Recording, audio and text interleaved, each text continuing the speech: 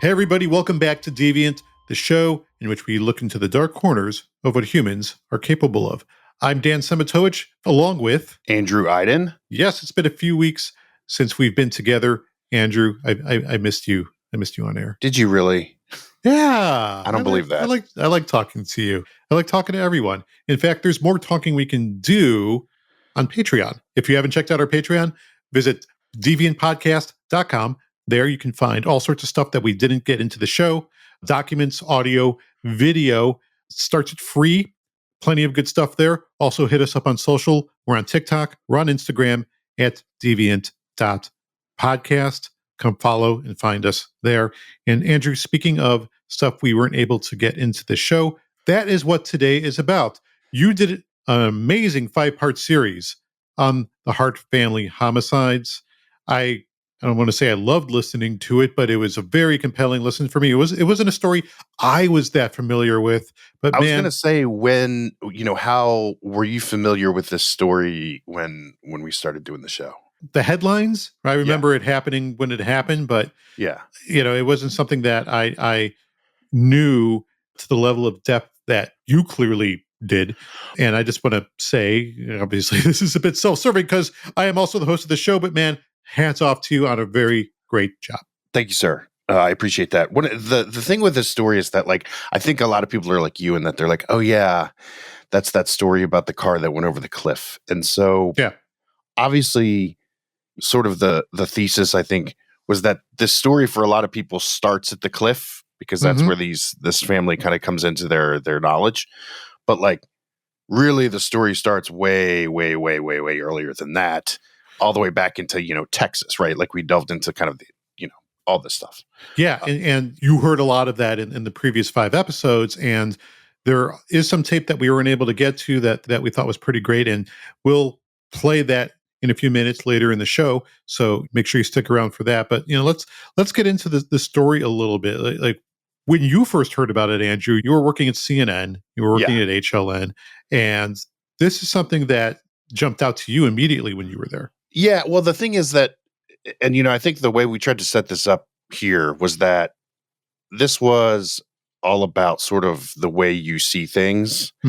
And these women and this family comes into everybody's universe sort of at that cliff. And there is what we think happened, and there's the reality of what happened. And you heard it from the sheriff, which is, when they first got there, they thought it was an accident. Obviously, it was not an accident.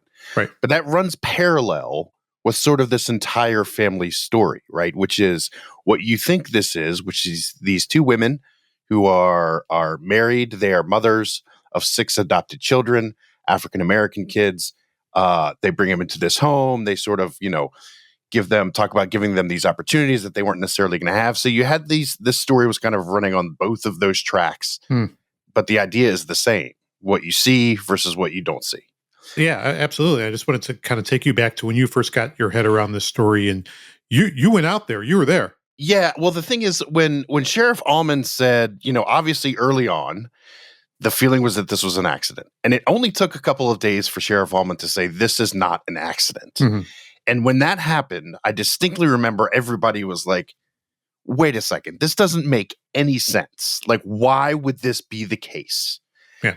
And obviously, like we said, there's what you see versus what you know, and those are oftentimes 2 different things. But yes, so when you stand at that cliff, you cannot underscore how beautiful that is along the Pacific Coast Highway. Yeah. It's one of these where it's really windy and there's rocks and there's surf, and it's just the first time I went out there, the sun was literally setting behind the horizon.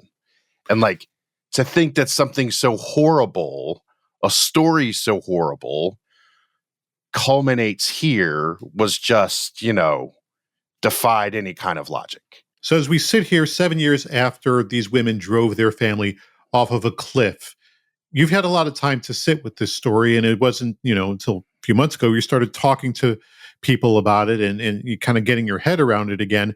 After you went through experiencing the story all over again, what were your takeaways, 7 years later?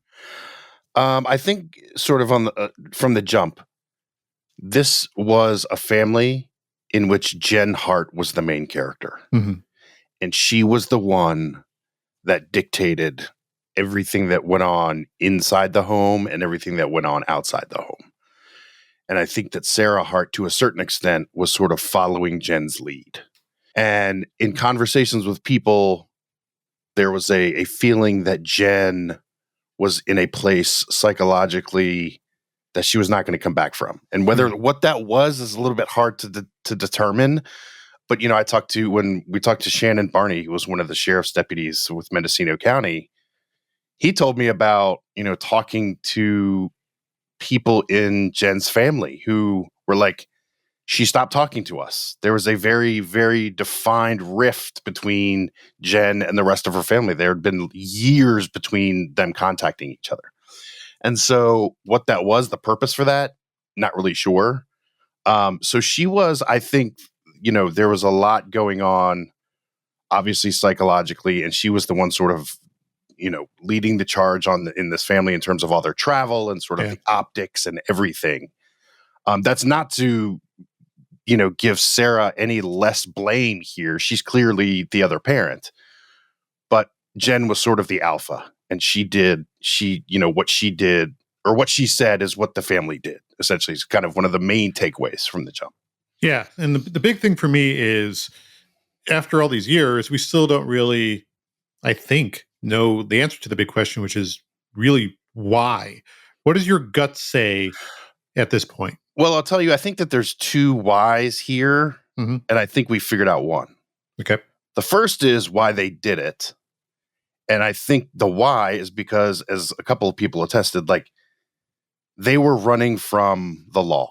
And they were running from, they were running from CPS. They had gone from, Minnesota to Oregon to Washington, and essentially the walls were closing in. Yeah. So why they made the decision to do what they did that's why. But the second level why is, why were they treating these children the way they were treated? Yeah. And that's really the question I think that everybody wants an answer to. And I don't know that answer is ever going to be one we're going to figure out.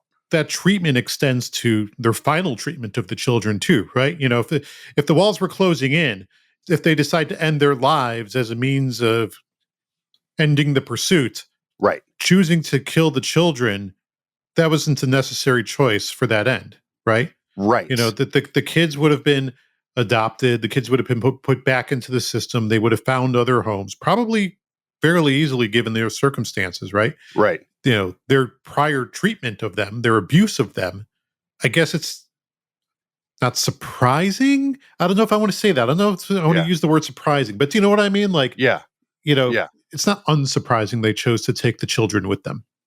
No, you're right. And then, add to all of that, as we outlined in one of the episodes, of like the opportunities that this story could have gone in a different direction, and sort of the way things went, in which there were people like this family, and the things that they were doing were literally, they were not hiding in plain sight. They were in plain sight. They were in front of people, but there was just this wall that they had built around the children and around this family, that it was just tall enough that people couldn't see over it.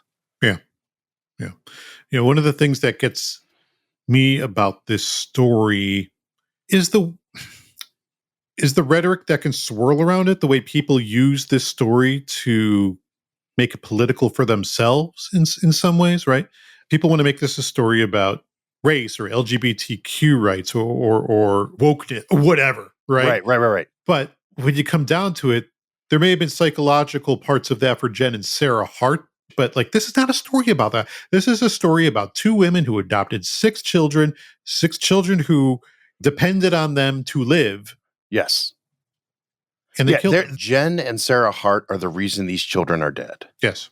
And there is no two ways about that. They are absolutely, positively to blame. Yes.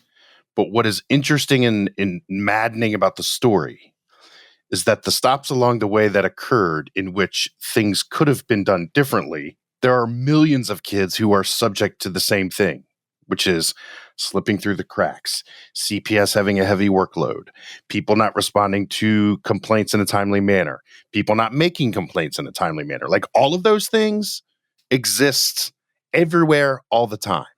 The Hart children are an example of if you continually ignore or, either ignore or do not follow up or do not do the proper protocols, the result are things like the Hart family.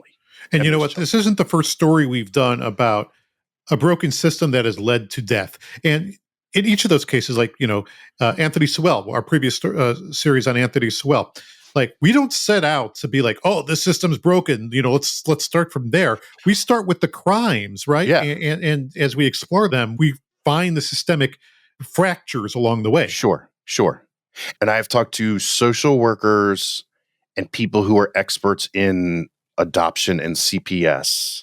Nobody says that those systems are the reason these children died. But all of them say those systems, there was some enabling of some kind for this to occur. Yeah, I mean, the systems didn't kill them, right? But the system should be designed to protect them, right? Yeah. And I can't even remember who it was. I had a conversation with someone about this. This was just kind of it wasn't anybody we interviewed. Yeah. But they said to me when I was kind of walking through some of the facts, this is a clear indicator that we do not protect children at the level that we say we should, could, or want to. Yeah. And Tom Allman will tell you that. Everybody in the law enforcement community will tell you that. And again, the other thing is that you always have to caveat this by saying that is incredibly difficult work. It is hard work. And there's millions of decisions that are made every day that are the right decision. But the problem is sometimes the wrong decision can be the worst decision. Before we get into sound you haven't heard, there's one thing for me that really was a head scratcher about this story, right? There is a contingent out there. They're not big, but they're very vocal. Yeah. That believes that this was not a murder. This was not a murder-suicide. This was not a crime. This was an accident, or even the children may still be alive out there. How? At least Devante. At least Devante. Others, because the others have been found, obviously. Right. Can you kind of go explain? I still don't understand it. Can you explain why people would believe that? I mean, I can give it a try. Please. I think it is a combination of delusion. Mm-hmm. And I also think that it is a combination of denial and ignorance. Yeah. And, I talked to people who were connected to this story, who didn't believe that this was a homicide, primarily because I think it was refusal to believe the truth. It's that simple. Because believing the truth means they have to redirect some accountability of their own, and they're not prepared for that. Yeah. Because if this thing happened this way, and these women are who they say they are, that means I was guilty of ignoring or not paying attention or being friends with a murderer. Yeah. And I don't think everybody's wired to handle that. Yeah. And that's what, props to Irene, who we spoke to, because she's the first to tell you it should have been clearer to me. And it should have been clear. She's one of the few that I applaud her willingness to step up and be like, this was a snow job on so many people, and I was one of them. And I think part of it is also the sort of identity politics that can come into play here. Of course, yeah. And how people can conflate the story with that as a reflection on a particular, identity one chooses. Yeah. Let's get to some sound. Let's get to the tape. All right. Why don't you drive a little bit on this, Andrew? Sure. We have some tape that we think is great that we weren't able to fit into the show for various reasons, but we want you to hear it. So, Andrew, why don't you set these up for us here? Sure. So, I just mentioned a minute ago that there are other pieces of this story that enabled this story to end this way. And we talked to Sheriff Tom Allman, who you heard throughout the series, and Tom's a great guy and has a lot of really interesting things to say about this story. But he said something to me about if this was ever going to be a predictable thing. And so I thought this was interesting. So here's what he had to say.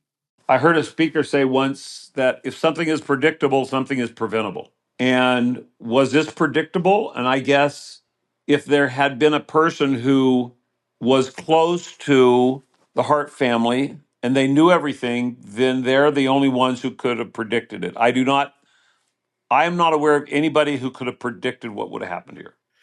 This kind of goes to what we were talking about just before, right? There are, you really had to know the family. You had to be a part of their thing in a way, where they went, what they did, to get the clue. And I will also say, Sheriff Tom Allman, not the first time we've talked to him, fascinating guy, former sheriff of Mendocino County. And he's known for this story, yes, but also Mendocino County used to be the largest, or among the largest, parts of the country that grew marijuana illegally before it started getting, and he was sort of on the front lines of that. And we did a Deviant off-script interview with him. So if you want to hear more of Tom Allman, or from Tom Allman and some of his great stories, go check that out. Okay, so our next piece of tape here that we were able to get to is Irene Van. Do you not want to say Irene's last name? I prefer not to. Irene Van Reikingham. Thank you. Irene was interesting because she had multiple kind of, up close and personal interactions and experiences with the whole family. Yeah, she was sort of there at the beginning. Yeah, and she was in that festival scene, and she knew kind of the vibe and how things worked at those festivals, right? So Irene, was kind of up close and personal with all the kids and with Jen primarily, because Sarah didn't really travel as much because she obviously had to work. And so what Irene does is she gets a real good kind of handle on who Jen was then, and she's kind of given a look now of who Jen is through the lens of what we now know about sort of those walls closing in.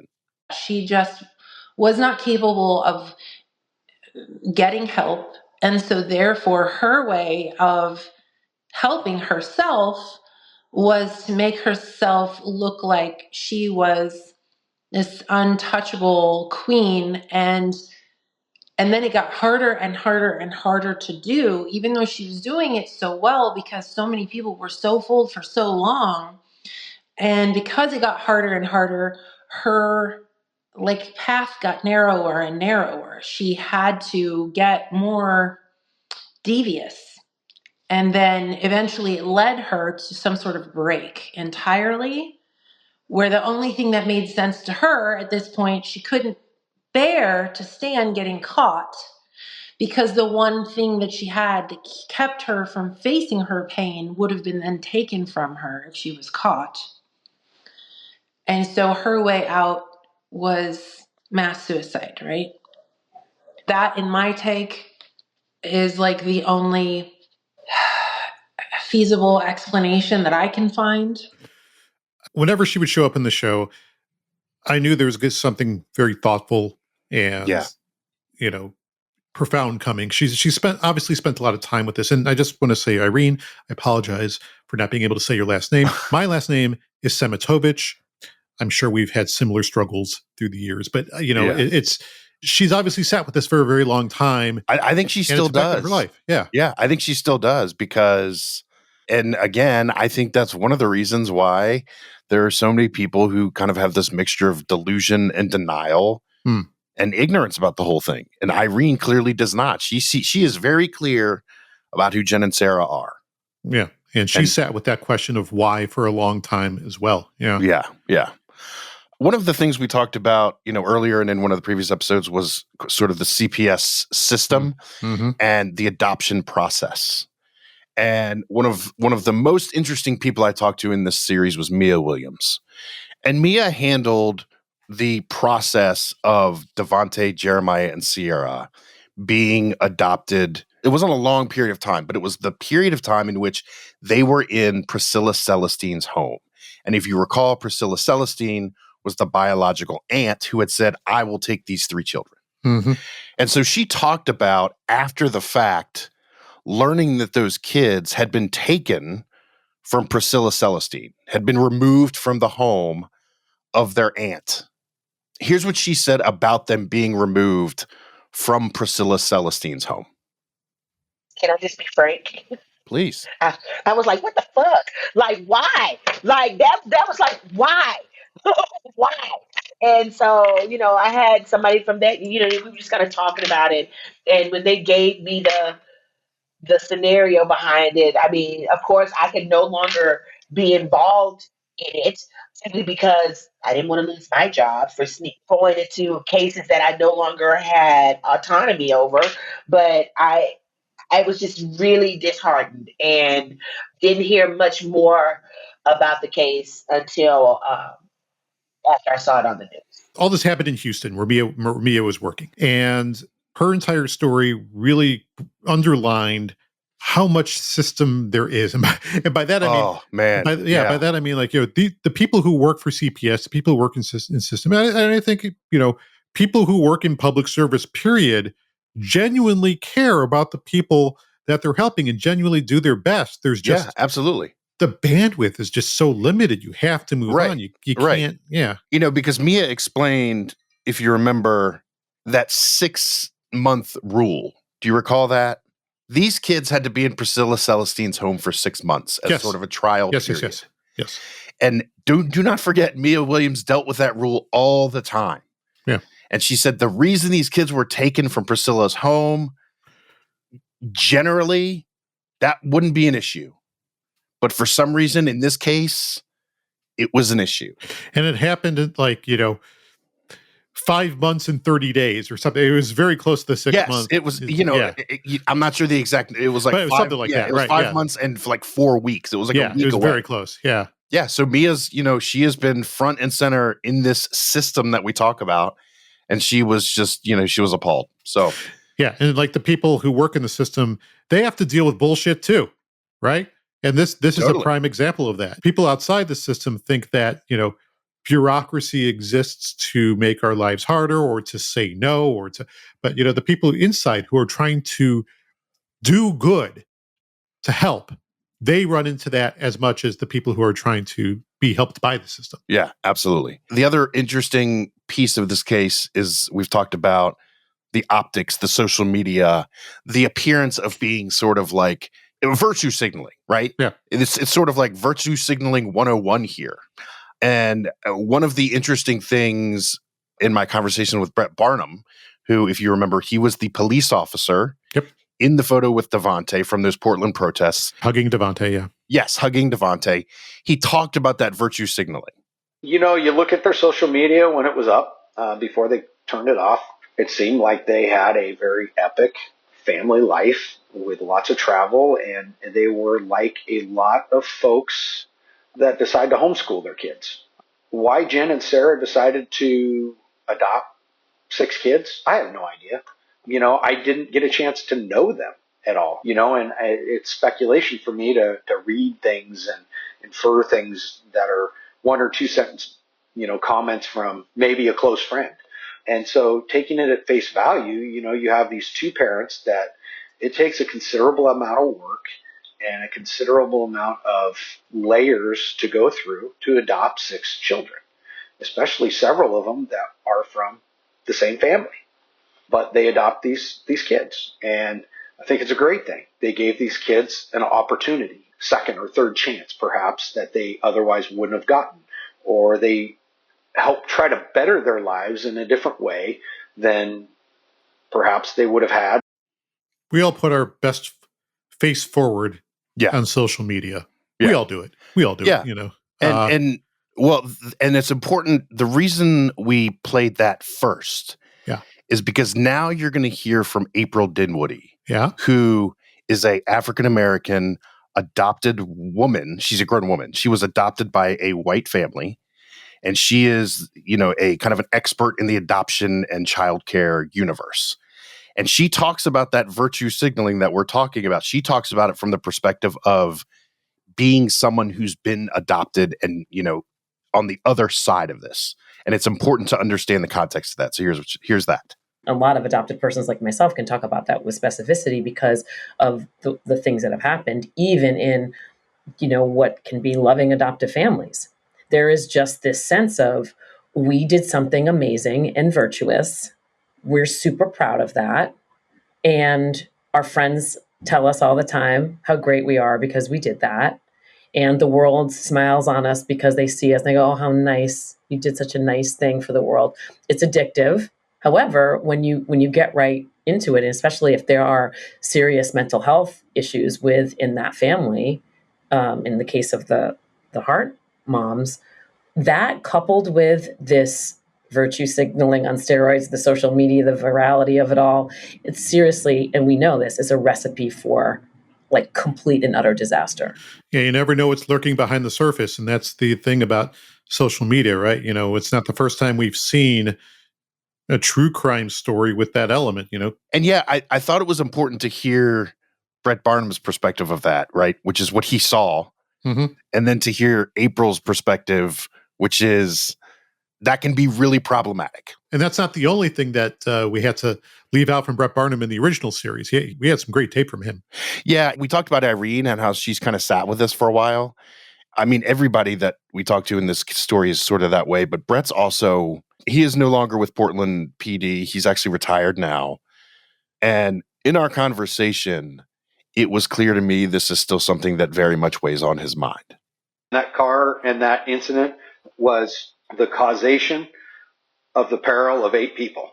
Yeah. And it's one person took 8 other people's lives. That's plain and simple. That's the facts. That's what we know. Had that one person not been in control of that car at that point in time, we might be in a different place. There it is. Yeah, and I think that Brett also harbors some, you know, he looks at that photo and probably thinks, what if I had spent another 2 minutes talking to that kid? What would he have said to me? What did I miss? Like, there's a lot of reflecting on what I could have done that I didn't do. Yeah. I hope he doesn't. I really hope he doesn't blame himself at all for this, right? Because, you know, no, and I don't think he does. In the context of that day, you know, he was on patrol duty, right? He was ensuring that people who were peacefully protesting were being allowed to do so in a peaceful way. And he was just on patrol. He wasn't out looking for child abuse. He wasn't out looking to solve crimes. He was there, and Devante was there, and that was a spontaneous, almost random moment. Yeah. And it's a sliding doors moment, right? Yeah. And there's a reason why those doors slide. I mean, there's nothing, you can't, it is what it is. It happens. And it's hard to not look back and think, man, if I'd have just taken an extra moment or whatever. Yeah. We've obviously referenced Tom Allman previously, but I wanted to play this piece of sound because he's very obviously passionate about this story and getting something to push forward in the form of legislation or awareness or something when it comes to this case. And so here's what he had to say about that. And you know what? It's a good last word, right? It's a good last word from our guests. And, you know, let's give it to him. And sometimes the hardest decision to make is the best decision to make. So thank you for allowing me to talk about it again, Drew. And maybe it'll be that candle in a 1,000,000-acre forest that someone's going to see the light and say, yeah, I do have someone who would be interested in seeing if they can change something on this one. If there's someone listening right now that has an uncle in Congress or a grandfather in Congress or a son in Congress, daughter, mother, somebody in Congress, why don't you just send them this link and say, hey, listen, why don't you take an hour out of your day and just listen to this podcast? And if anybody wants to contact me, it's not difficult. They can easily research and find out how to contact me. But if we learn nothing from this as a society and do nothing of this as a society, we deserve nothing. We have to change something to make sure that at least there's some responsibility in the adoption of kids and there's accountability for people's actions. Because right now, there's a lot of people in the foster parent situation that made mistakes that led to the situation we're in. Tom Allman may get the last word for our guests, but you are going to get the last word on this series. Again, if you have something to say to us, if you have a comment, if you have a question, feel free to hit us up through our Patreon, deviantpodcast.com, or on social, or leave a comment wherever you get your podcasts, be it Apple Podcasts or Spotify. And we got a listener comment from Spotify, and I'll just read this and let you respond to it, Andrew. This is from Spotify listener WWNAMOD. I won't try to pronounce that. I'll just assume it's the letters. Namad. Okay, I tried to pronounce it. All right, anyway. That person says, it upsets me deeply how Dana, the neighbor lady, told the girl they wouldn't have adopted you if they were racists. And then they just let them take her back? That poor child. This is why it's important to have a backbone. Just to remind everyone, Bruce and Dana are the couple that lived next door to the Harts in Washington State. And they're the ones in our last episode who answered the door when one of the children escaped and came knocking. Now, you heard how Dana talked to her father about what happened, and her father called 911, and you heard that call, but Dana made some calls and did some research too. She did, and she talked about when she talked to her father about this, and he called 911, that's when they called her, right? And she explained everything and talked about how they kind of blew her off, and she realized, if I'm going to make something happen here, if I'm going to get somebody to come out here and talk to Jen and Sarah about what's going on, I'm going to have proof, documented proof. And so she took meticulous notes. In fact, during our interview, she was reading directly, in some places, directly from her notes. Like she had line by line, day by day when things were happening. So I think to insinuate that she didn't have backbone is inaccurate. And Dana will be the first to tell you she wishes things had been different, obviously. But she did about as much as you could do given the way sort of the system is set up. Yeah. And even with all that, even with what she did and with what her father did, CPS went to that door. No one answered the door. That was it. Yeah. And you talk about a sliding doors moment. I mean, Jen was literally inside the house when they knocked on the door, and she just chose not to answer the door. Yeah. And that was the moment when this entire story, took the turn that it did. Yeah. So that is our exploration of the Hart family murders. Thank you so much for listening over these past 5-6 episodes, if you include this. And, again, give us your feedback. Let us know what you think. Also, let us know what stories you'd like to hear us tell. You mentioned all the places, especially deviantpodcast.com, our Patreon, which starts at the free. Let me just say, this story specifically is sort of perfectly suited for the stuff that we put on Patreon. There are thousands of pages of research in this story alone, photographs, documents that are really, really fascinating to go through and sort of widen the scope of this story. And we've been putting some of that stuff on Patreon. Yeah, if you're interested in the stories we're doing, we do a lot of the research for you, and we put a lot of that for you to see yourself, so you can come to your own conclusions too. Thank you again for listening. We'll be back soon with a new story. And until then, thanks for listening. You know what, Andrew? I'm going to do the credits because I haven't done the credits in about 5 episodes. It has been a minute since you've done it. So let's do it. All right. Deviant is executive produced and story edited by Clark Goldband, and it's written and produced by one Andrew Iden and me, Dan Szematowicz. Original scoring comes from Shuvo Sir, and our marketing, production, and distribution support comes from our partners at Gemini 13. Hey, I still got it. You do.